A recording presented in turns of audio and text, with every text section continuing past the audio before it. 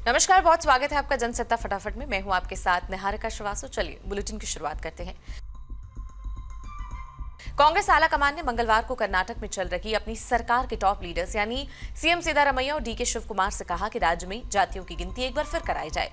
High command ने यह आदेश 10 साल पुरानी सर्वेक्षण पर आधारित रिपोर्ट के निष्कर्षों के 2 महीने बाद दिए हैं, जिससे पार्टी में दरार पैदा हो गई है और राजनीतिक रूप से प्रभावशाली वोकालिगा और लिंगायत समुदाय समेत कुछ गैर कुर्बा पिछड़े वर्गों की ओर से इसकी आलोचना की गई। कांग्रेस अध्यक्ष मल्लिकार्जुन खड़गे और लोकसभा में विपक्ष के नेता राहुल गांधी की दिल्ली में कर्नाटक के मुख्यमंत्री सिद्धारमैया और मुख्यमंत्री डीके शिव कुमार के साथ हुई बैठक में फिर से जाति की गणना का फैसला लिया गया है। इस बैठक में एआईसीसी महासचिव केसी वेणुगोपाल और साथ ही साथ एआईसीसी महासचिव और कर्नाटक के प्रभारी रणदीप सुरजेवाला भी मौजूद थे।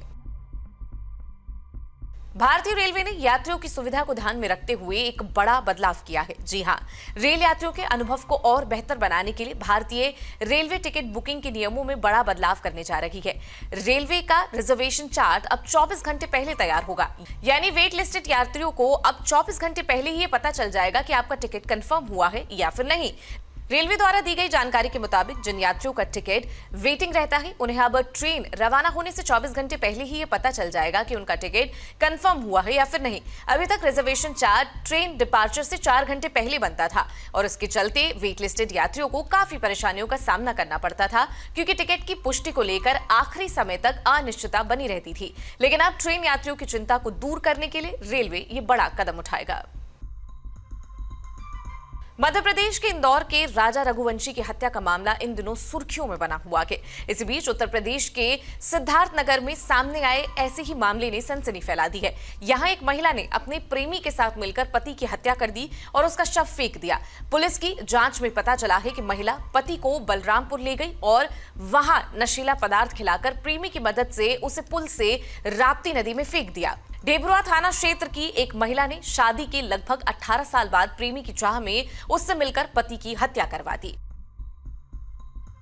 मेघालय के चर्चित राजा रघुवंशी हत्याकांड में हर दिन नए रहस्य सामने आ रहे हैं। इस पूरे मामले में जांच कर रही मेघालय पुलिस की पड़ताल में पता चला कि राजा की हत्या के बाद उसकी पत्नी सोनम रघुवंशी सबसे पहले गुवाहाटी पहुंची थी। वहां से ट्रेन से वो इंदौर गई, जहां उसने अपने प्रेमी राज कुशवाहा से मुलाकात की। दोनों ने इंदौर में किराए पर एक कमरा लिया, जहां पर समय बिताया और अगले दिन राज ने सोनम को कार से उत्तर प्रदेश भेज दिया।